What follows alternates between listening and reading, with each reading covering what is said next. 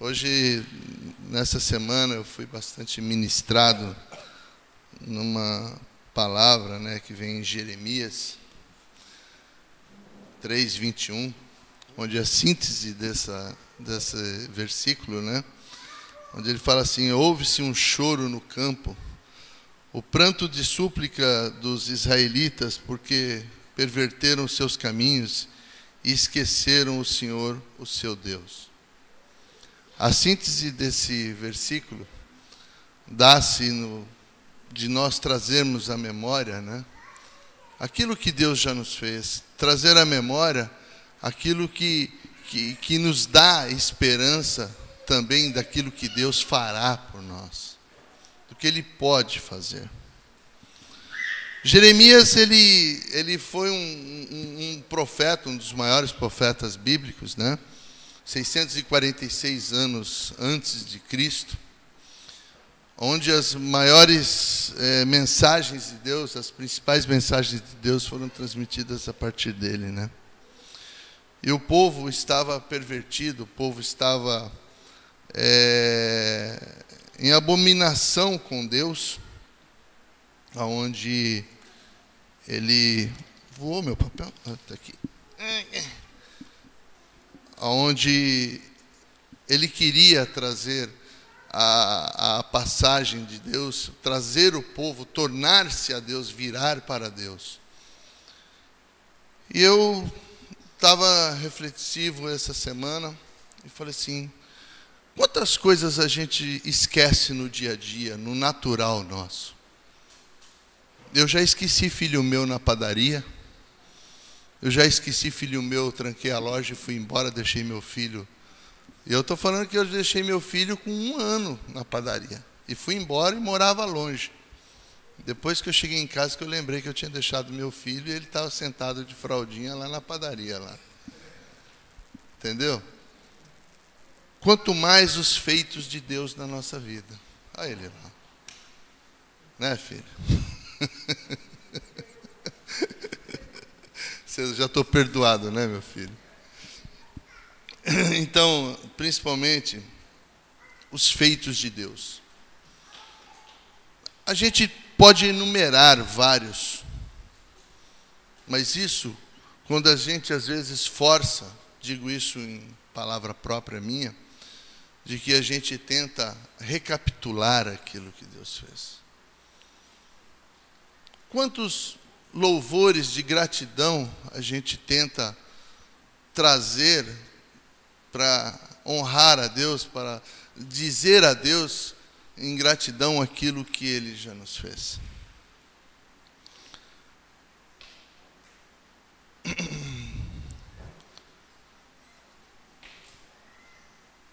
Eu digo que o tornar-se a Deus na minha vida foi o maior feito de Deus para mim. Eu digo que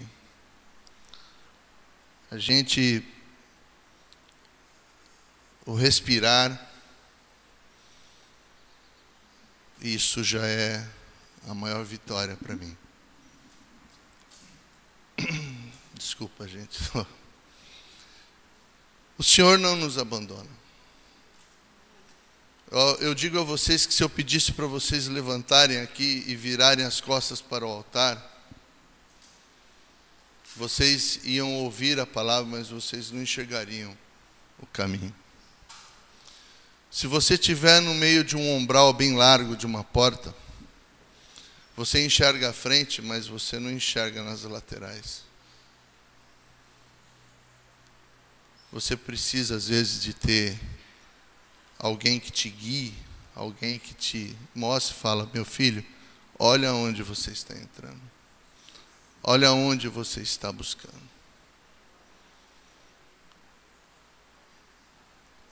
O Pai Nosso, como a própria palavra de Mateus fala, é muito simples e eficaz.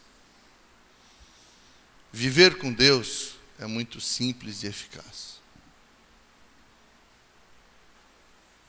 Buscar a Deus é o nosso livre-arbítrio. Eu gostaria de convidar todos, por favor, a ficarem em pé, para nós podermos fazer uma oração. Pedindo a Deus que Ele possa manter nítidas em nós as palavras deles para nós.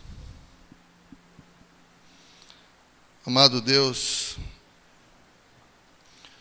pedimos a Ti, Deus, que Tu, ó Deus, traga em nossas mentes, ó Deus, mantenha vivas em nossas mentes aquilo que Tu já fez e fará por nós, Pai.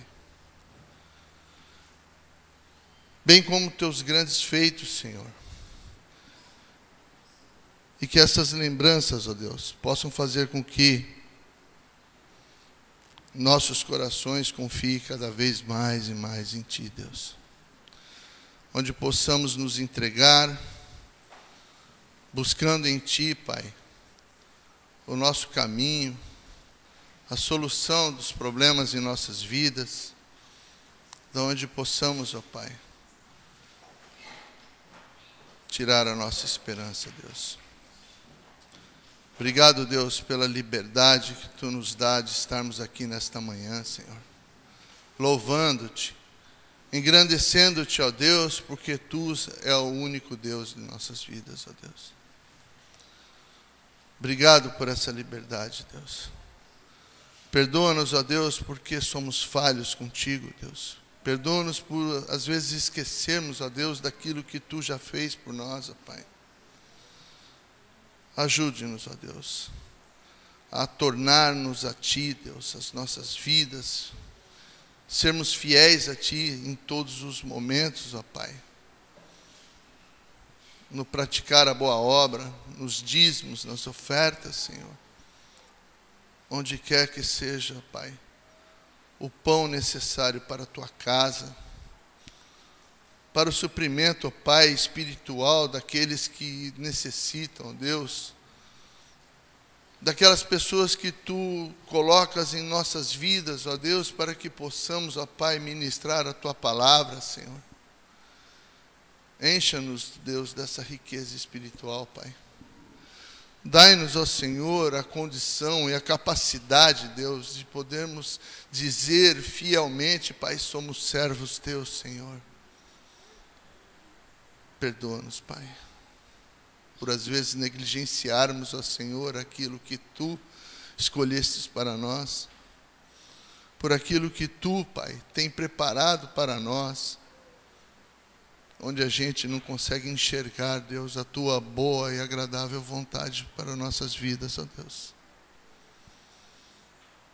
Obrigado, Senhor, por mais essa manhã, pelo nosso respirar, por tudo, Pai.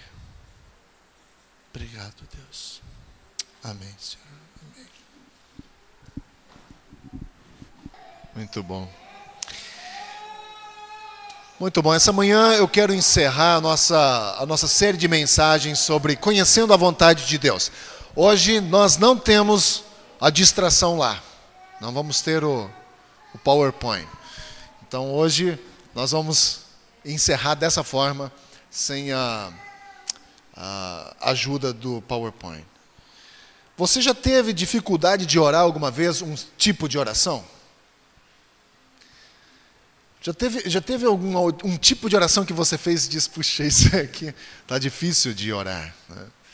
Essa semana, pensando sobre a questão da vontade de Deus, eu tropecei sobre um verso, que é praticamente um dos mais conhecidos da Bíblia, de Mateus capítulo 6, que é a oração do Pai Nosso, aquele modelo, aquela oração modelo. E eu fiquei preso nesse texto, principalmente no versículo 10, quando Jesus ensina esse modelo, e no versículo 10 ele diz, venha o teu reino, seja feita a tua vontade, assim na terra como no céu. Quando cheguei nesse texto, eu parei e comecei a meditar pela primeira vez na minha vida sobre a seriedade desse texto. Eu acho que essa é uma das orações mais difíceis de fazer. Mais difíceis. E olha, tem um pequeno silogismo aqui. Primeiro lugar, Deus tem um plano para a minha vida. Não é? Nós viemos estudando isso o tempo todo. Deus tem um plano para a nossa vida. Segundo, a vontade de Deus engloba o desejo dele para a minha vida. Terceira coisa, eu também tenho uma vontade. E aí? Quarta coisa, duas vontades muitas vezes estão em conflito uma com a outra. A minha vontade e a vontade de Deus estão em conflito. Quando há um conflito, esse versículo 10 de capítulo 6 diz que a vontade de Deus prevaleça sobre a minha. Ouch! Aí começa a doer. E quando eu oro, seja feita a minha vontade, eu estou pedindo que a vontade de Deus prevaleça sobre a minha vontade. Por isso é difícil orar essa oração. Como? Aham. Porque é uma repetição que você não leva em consideração muitas vezes o peso da palavra. Exatamente. Porque é fácil você repetir isso. Pai nosso que estás no céu, santificado seja o teu nome, venha a nós o teu reino, seja feita a tua vontade, assim na terra como no céu. O pão nosso de cada dia nos dá hoje e perdoa as nossas ofensas, assim como nós perdoamos aquele que nos tem ofendido. E pronto. É fácil, isso é fácil. Agora, quando você começa a olhar e diz,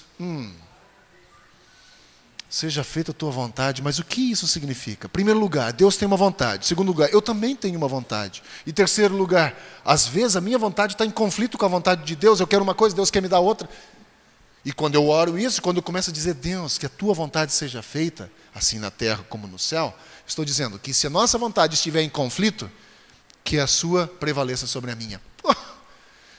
Gente, eu venho falando aqui já há 3 semanas sobre devo ou não aceitar aquele emprego? Lembra? Casar ou não? Se sim, com quem? Ir para uma faculdade, qual? Você entende? Todo dia nós estamos fazendo decisões e nós não conseguimos ver o futuro, mas como tomar uma decisão? Aí nós levamos diante do Senhor e dizemos, Senhor, seja feita a tua vontade. Puxa vida, e às vezes eu estou desejoso a ter aquilo pelo qual eu estou lutando. E às vezes justamente isso que causa o conflito entre minha vontade e a vontade de Deus. Essa é a dificuldade básica que cada um de nós enfrenta. Nós temos uma vontade, às vezes está em conflito com a vontade de Deus, e aí? E quando nós pedimos que a vontade de Deus então seja feita, estamos implicitamente pedindo que a nossa vontade seja derrubada, quando necessário, para que a de Deus prevaleça. E por isso que eu vejo que existe, no mínimo aí, algumas dificuldades para a gente orar esse tipo de oração sinceramente, não como uma repetição, mas sabendo das implicações e mesmo assim orar ela com sinceridade. E olha, parece que esse pedido, esse modelo que Jesus nos ensina é inútil, porque raramente a nossa intenção é essa. Raramente nós queremos que, se necessário for, Deus derrube a nossa vontade para que a dele prevaleça. Seja honesto com você mesmo. Quantas vezes você sentiu prazer quando tua vontade foi derrubada para que a vontade de Deus prevalecesse na sua vida? Quantas vezes você teve prazer? No final, eu acho que sim. Lá no final, depois, quando tudo se fechou. Por exemplo, vamos citar aqui Craig e Alessandra. A Alessandra orou pelo menos por alguns anos, né? Não. Até que chegou um momento onde ela diz, quer saber? Esse cara, ele não sabe o que é da vida. E entregou para Deus, disse. Aí a coisa transformou, né? Aí Craig correu atrás. Ela diz, agora quem não quer sou eu. Não foi bem assim, eu só tornei a coisa um pouco mais interessante. Mas fato é que às vezes nós temos uma vontade e parece-me que a gente ora e não recebe a resposta. Parece que não vem. E você diz, puxa vida. E é difícil você abrir mão daquilo e dizer, ok, Deus, eu entrego. Se isso não for da tua vontade, estou entregando. E isso é muito difícil de fazer, porque somos seres humanos. E eu vejo pelo menos 4 motivos, 4 razões por que nós temos dificuldade de orar honestamente e sinceramente que a vontade de Deus seja feita na nossa vida, mesmo em detrimento da nossa. A primeira razão que eu vejo na dificuldade de orar que a vontade de Deus seja feita em nossa vida, porque isso significa abrir mão do controle de nossa própria vida. Nós como seres humanos, gostamos de ter o controle em nossa mão. Nós gostamos. E assim nós voltamos àquele pequeno silogismo que eu falei lá no início. Deus tem uma vontade ou desejo para a nossa vida. Nós também temos uma vontade para a nossa vida. E às vezes essas vontades estão em conflito. E quando nós oramos, nós estamos dizendo: Deus, que a minha vontade seja suprimida para que a tua prevaleça. Apenas uma vontade pode ser feita, não duas. E quando elas estão em conflito, a de Deus precisa prevalecer quando nós oramos assim. Mas realmente, se nós pensarmos, nós não estamos no controle de nada na nossa vida. Nada. Nós achamos que estamos. Nós pensamos que temos. Pensa um pouco sobre a sua vida. Você acha que tem o controle nas suas mãos. Mas se Deus fizer assim, na sua saúde, acabou o seu controle. Se Deus só fizer assim nas suas finanças, acabou o seu controle. Nós achamos que temos o controle, mas na verdade nós não temos. E gostamos de achar que temos, nós gostamos de pensar. Bob Pierce, ele foi fundador da Visão Mundial. Talvez a maioria aqui já ouviu falar da Visão Mundial. É uma organização cristã humanitária que ajudou já pelos anos e ao redor do mundo milhares de pessoas. Ele era um homem improvável para fundar e dirigir uma organização desse porte. Ele não tinha muita instrução, ele falava mal o inglês, tanto é que ele era considerado um massacrador do inglês, ele falava o inglês mal. Não tinha muita habilidade social, não se relacionava muito bem, e ele próprio chamava-se a si mesmo de cidadão de segunda classe. Ele próprio.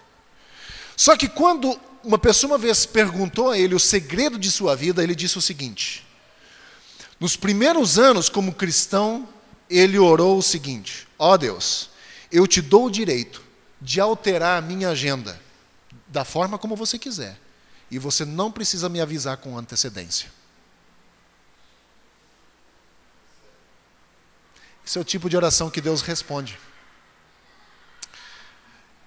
Muitos de nós vivem um cristianismo infeliz porque lutam contra a soberania de Deus.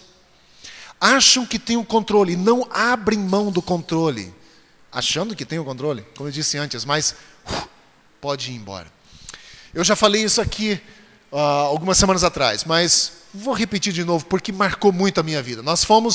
Levamos, quando o Gerson e a esposa dele estiveram aqui algumas semanas atrás, nós os levamos ali na prainha, e descemos aquela região das pedras ali embaixo, para ver a montanha. Eu me senti tão insignificante, eu me senti tão pequeno, tão frágil, diante daquelas rochas todas, das montanhas e do mar. E eu comecei a pensar, com tudo o que eu acho que eu sou, se houver uma mudança climática, eu vou assim embora, assim, ó, rápido assim. Nada permanece, rápido assim, nós vamos embora. Então nós lutamos muitas vezes e vivemos um cristianismo triste porque lutamos contra a soberania de Deus. Nós nunca rendemos a nossa agenda ao controle de Deus, a nossa vida ao controle de Deus. Igual o nosso carro, né? Nós queremos estar sempre na direção. E Jesus, Deus, fica lá do lado do passageiro. Nós gostamos disso. Eu quero ter liberdade na minha vida.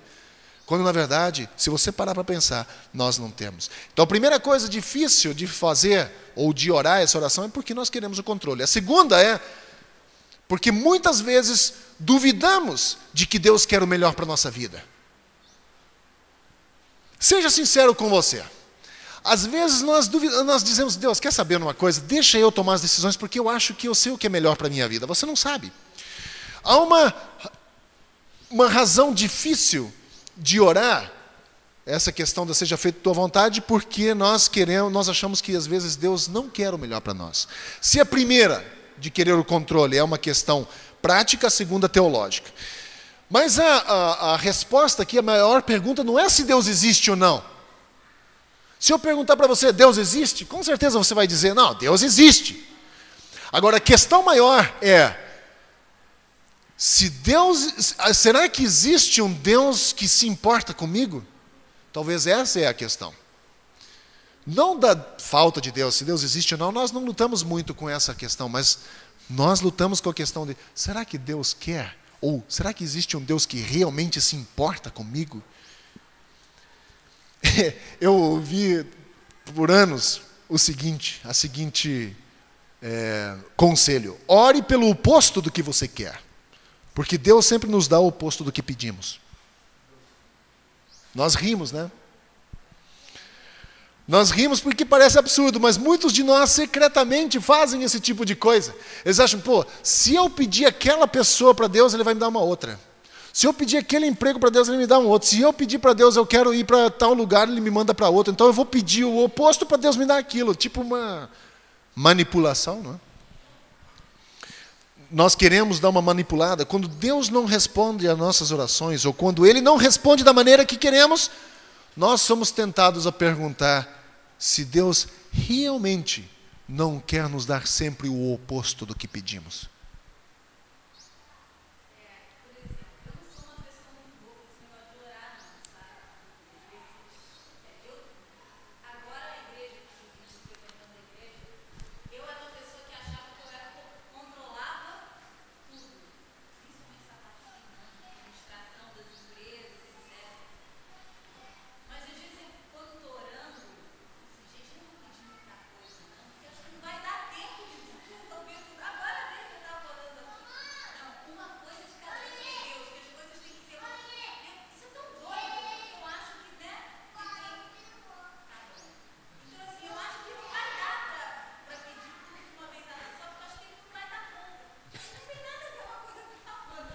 Verdade.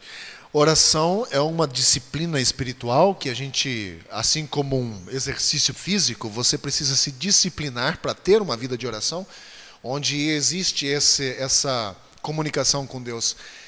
E de fato, quando nós começamos a orar, nós começamos a ver uma outra dimensão da coisa, né? Nós percebemos que nós não temos o controle e que realmente Deus é Deus, eu não sou. Para mim pode parecer uma montanha, mas para Deus nada, né? Deus pode, existe um Deus lá em cima que se importa comigo. Uma grande questão para nós, porque na verdade, muitas vezes quando nós não recebemos aquilo que nós pedimos, ou quando a coisa se delonga, nós começamos a questionar Deus, falando, Deus, parece-me que você tem prazer em me assistir só tomando pancada. Não sei se vocês assistiram aquele filme Advogado do Diabo. Lá no finalzinho, quando tem aquela conversa entre aquele ator que interpreta o próprio, e ele diz, Deus está lá em cima, mas rindo muito de você, enquanto você está aí se dando mal. Então, ele não usa essas palavras, ele usa palavras um pouco mais ofensivas, mas se você assistir lá no final, você vai perceber, essa ideia é totalmente humana, completamente humana, dizer, puxa, Deus não se importa comigo porque não me deu aquilo que eu quero, igual uma criança birrenta. Tive uma conversa com meu filho essa semana sobre isso.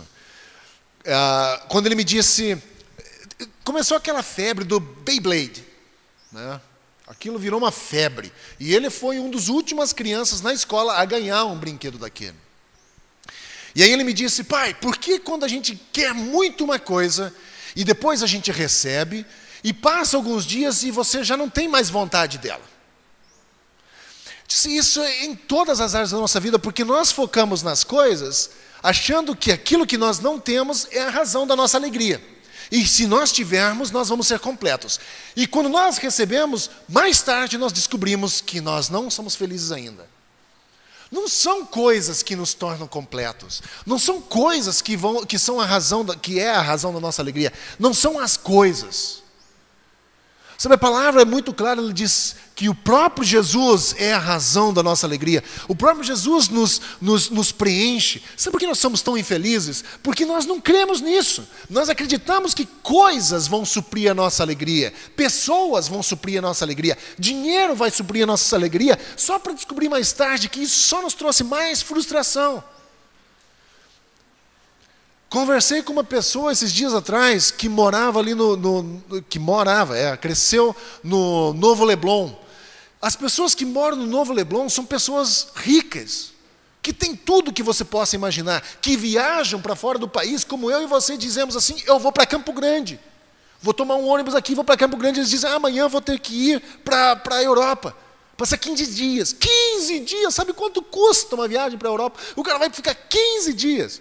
A gente planeja uma vida inteira para passar um mês na Europa, quando consegue. Mas ele é com tanta facilidade. E são pessoas extremamente frustradas a ponto de cometerem suicídio, se jogarem daqueles prédios.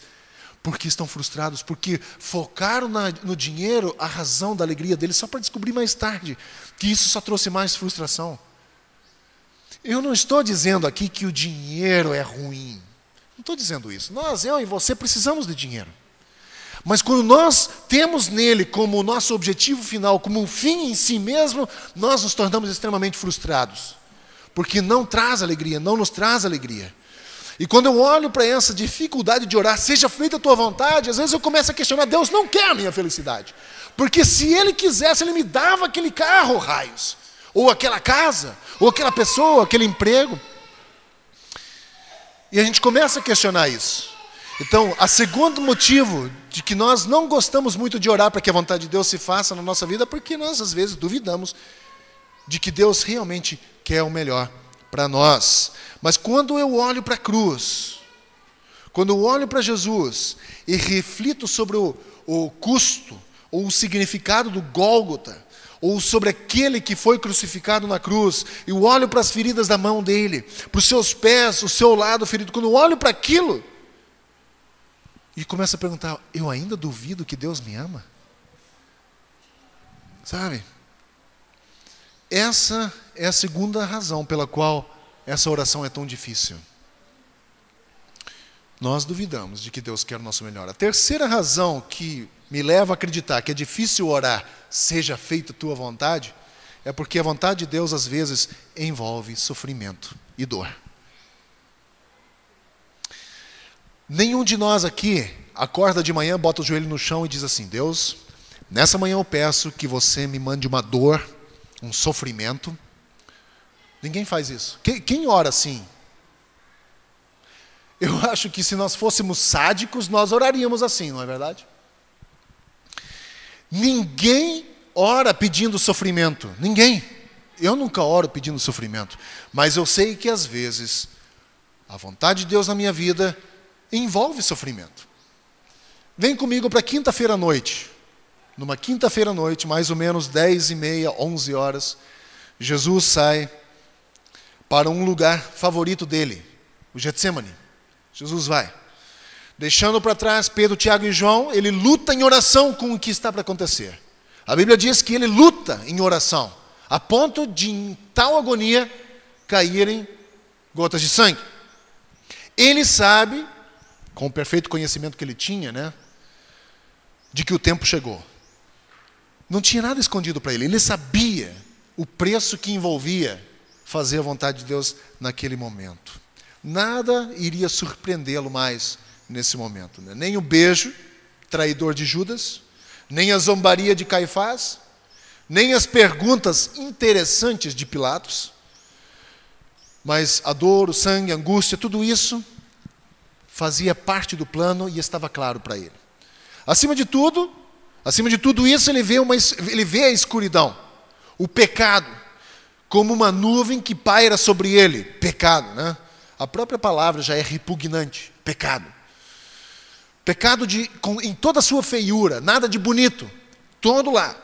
Todos os seus alcances, toda a sua podridão, como se um esgoto fosse aberto agora e estivesse soterrando Jesus com os seus conteúdos desagradáveis. Jesus está lá.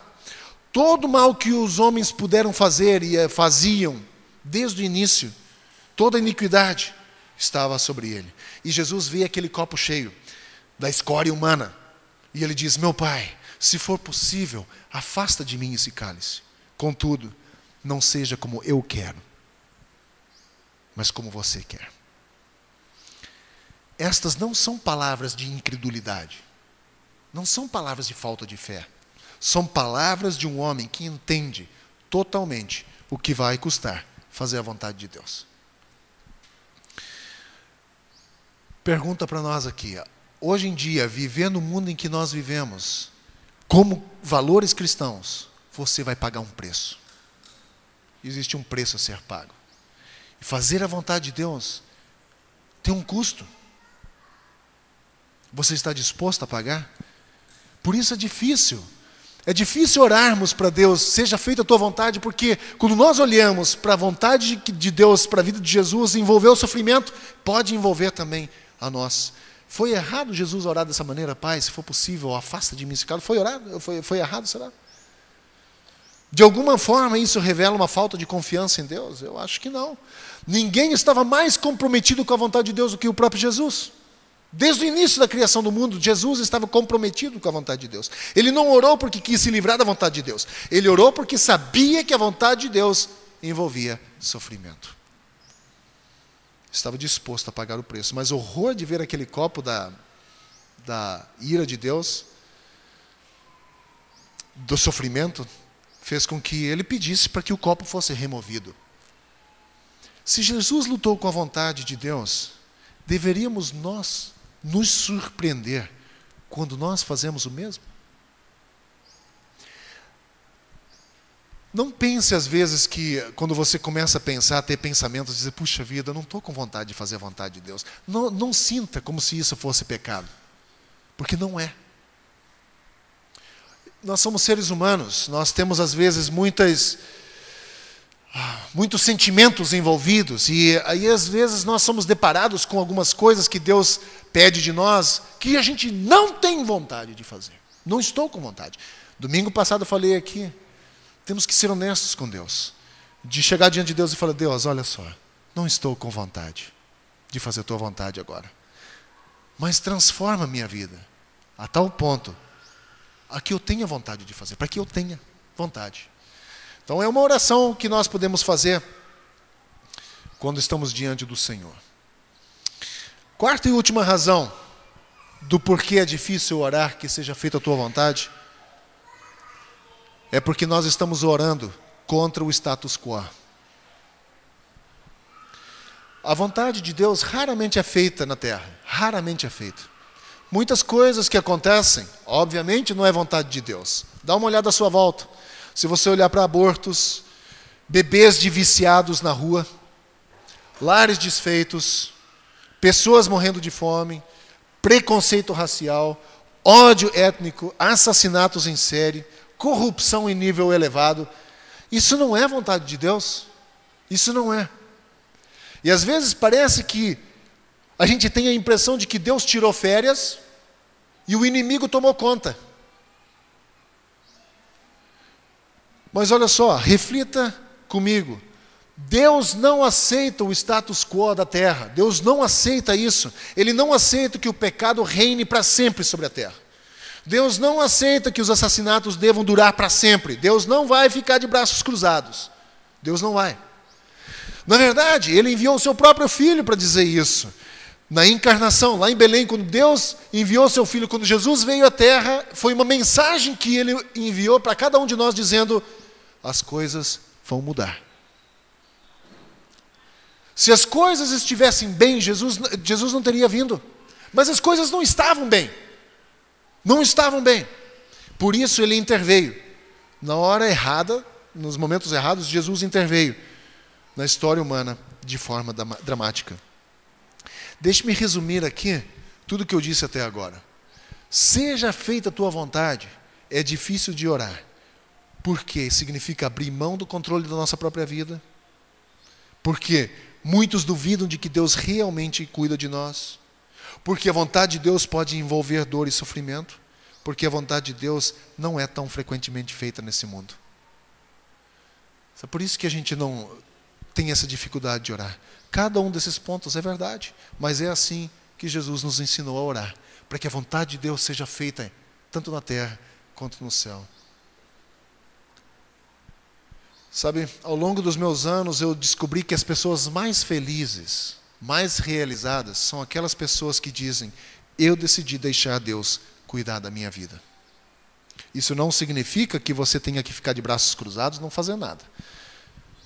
Mas muitos de nós passam a vida inteira com os punhos fechados. Com os punhos fechados a ponto de doer, né? Tentando reger a própria circunstância. Tentando fazer os planos funcionarem. Tentando se agarrar às coisas que valorizam, como carreira, como reputação, felicidade, saúde, filhos, educação, riqueza, posses, companheiros. Nós tentamos nos agarrar a essas coisas, não queremos perder. Nós até nos agarramos à própria vida. Ninguém aqui tem vontade de morrer logo. Muitas pessoas dizem isso. Eu sei que o céu é maravilhoso, as promessas de Deus são tão boas. Eu sei que não vai ter dor. Mas eu quero viver mais. Nós nos agarramos à vida, nós gostamos da vida. É um dom que Deus nos deu e nós nos agarramos a ela, mas essas coisas que seguramos tão firmemente nunca nos pertenceram de fato. Nunca. Elas sempre pertenceram a Deus. Ele as emprestou a nós. E quando o tempo chegar, essas coisas voltarão para Ele. Pensem um pouco, nós moramos numa das cidades mais lindas do mundo. Nós moramos numa das cidades mais lindas do mundo. Deus permitiu você, emprestou a você um tempo para você viver aqui. Um tempo, emprestou esse tempo para você.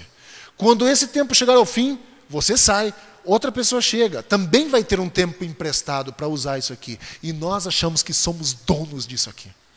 Vendemos caríssimo um terreno. Quando Deus, na verdade, só nos emprestou isso aqui. Não somos donos de nada. Nós achamos que somos.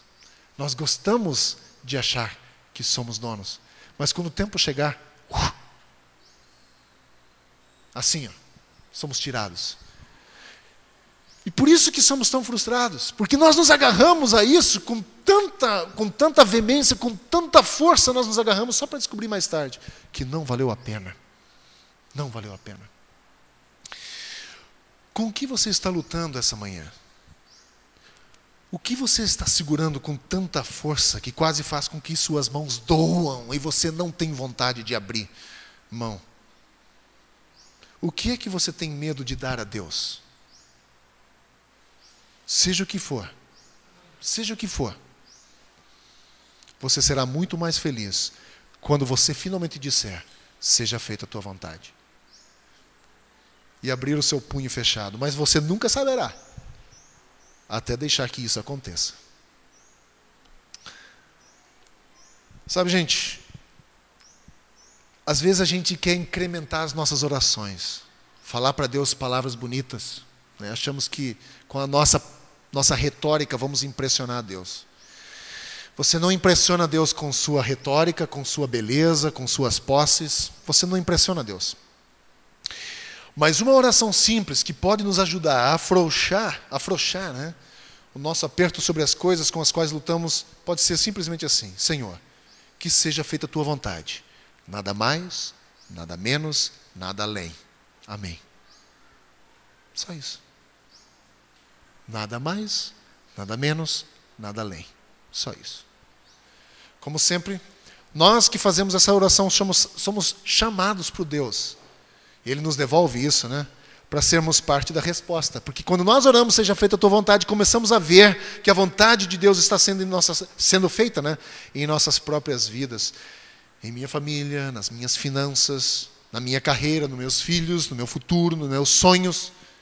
Quando nós oramos assim, começamos a ter prazer de ver a vontade de Deus sendo feita. Deus até compartilha isso com a gente. E quando nós oramos assim, Deus tem prazer em nos responder. Então pense um pouco sobre com que você luta. Áreas da sua vida que talvez você ainda não entregou ao Senhor, que você está mantendo. Bom, até aqui eu entrego para o Senhor, aqui é para mim. Isso aqui eu sei como lidar. Eu acho que sim, Deus nos deu inteligência para que nós saibamos como lidar sobre uma série de coisas na nossa vida. Porém, entregar ao Senhor o comando da nossa vida, que a vontade dEle seja feita, vai nos ajudar a abrir o punho fechado. E nós vamos ver a vontade de Deus sendo feita na nossa vida. A resposta pode não ser o que nós queremos ou o que nós esperamos. Mas eu garanto para você, a resposta virá. E não nos arrependeremos de ter feito essa oração. Porque a vontade do Senhor, como diz Romanos, é boa, perfeita e agradável. Nem sempre ela é agradável no início para nós, né? Que ela é boa a gente sabe, que ela é perfeita também, mas nem sempre é agradável, porque choca-se contra a nossa própria vontade.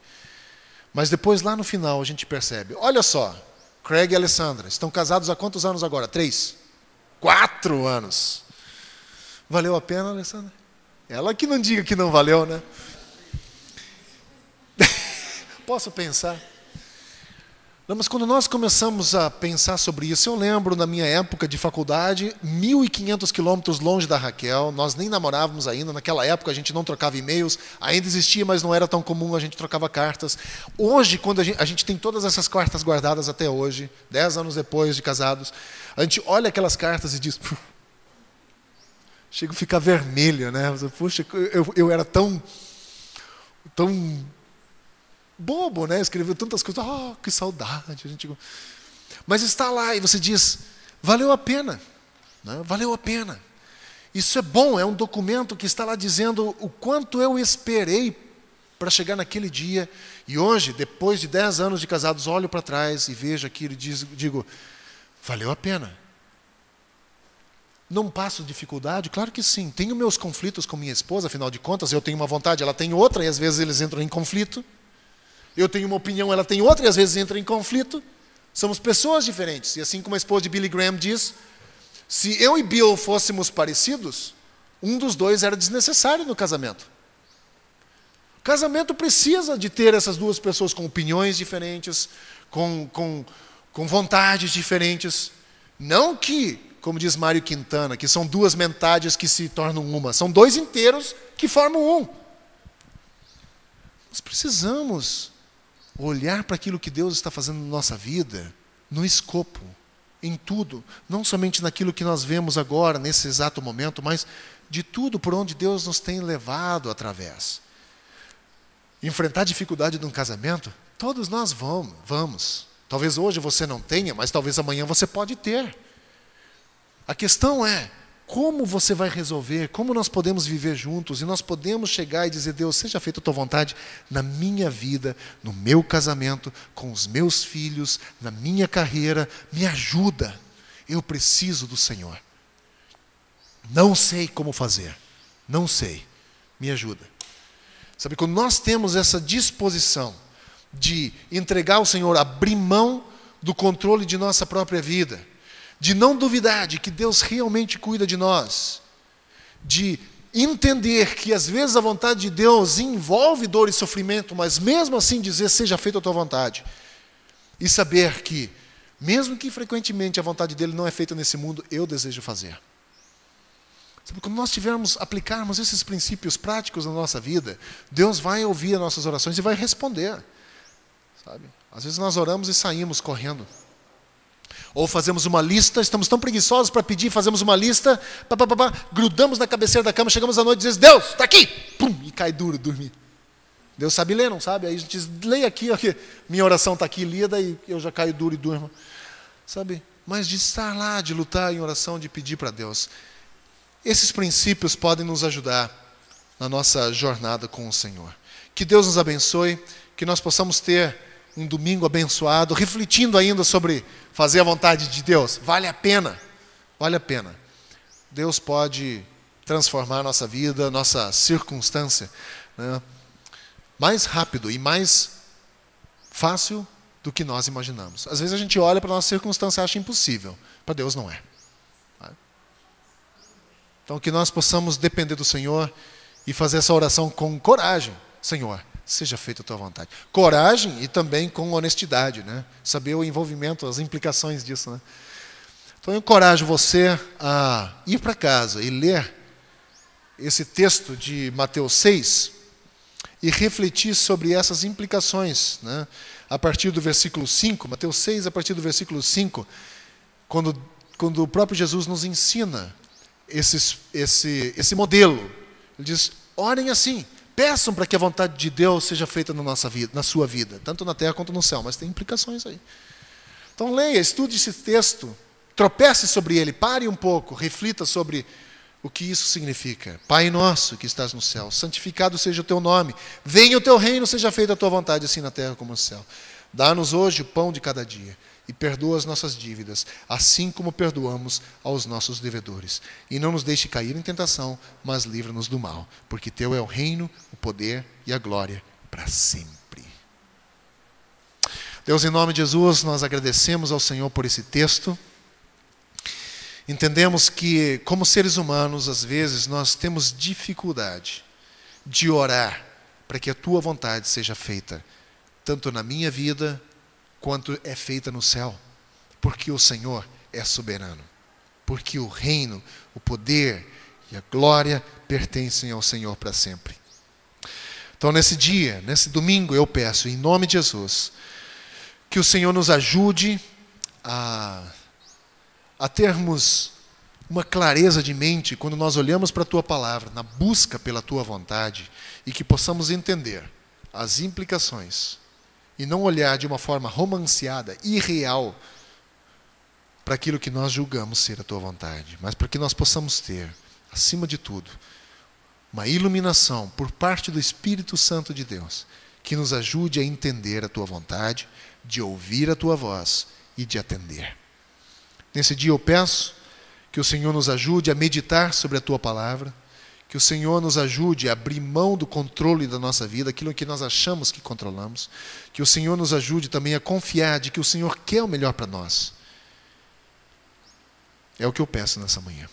E oro também para que a graça do Senhor Jesus, para que o amor de Deus o Pai, a comunhão e consolação do Espírito Santo seja conosco hoje e sempre. Oro isso em nome de Jesus. Amém. Vá em paz, Deus abençoe você. Vá lá depois, passe na salinha que as professoras querem falar com vocês e mostrar também o que vem sendo feito ali no Ministério Infantil. Deus os abençoe.